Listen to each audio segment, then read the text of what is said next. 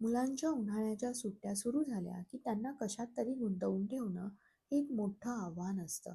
थोड्या थोड्या वेळाने आता काय करू, मला बोर होतंय, काहीतरी चांगलं सांग ना करायला, माझं रीडिंग पण करून झालं, आता मी टी व्ही बघू का, असे कितीतरी प्रश्न समोर उभे असतात. आमचा दादा आता हळूहळू किचनमध्ये छान वावरतोय, काळजीपूर्वक सगळं हाताळतोय. म्हणून मग बेकिंग आणि कुकिंग उन्हाळ्याच्या सुट्टीतला त्याचा आवडता टास्क बनला आहे. अधूनमधून आवडीने बेकिंग करतो तो आणि मग त्याची बहिणाबाई हट्टाने उभी असते त्याच्या मदतीला. जास्त काही नाही, मिक्सिंग करण्याचं कामही पुरेसं असतं मॅडमला.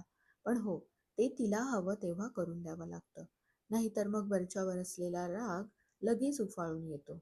बरं, आजचा हा व्हिडिओ आहे मुलांनी परवा बनवलेल्या बदामाच्या सॉफ्ट कुकीजचा. कुठल्याही स्क्रीनशिवाय काही वेळेसाठी का होईना दोघेही व्यस्त होते, ही एक जमेची बाजूच म्हणायची. त्यानंतर किचन आवरण्याचं काम माझ्याकडे येतं, ते तेवढं चालायचंच. हो, पण मुलांनी बनवलेले कुकीज खरंच उत्तम झाले होते.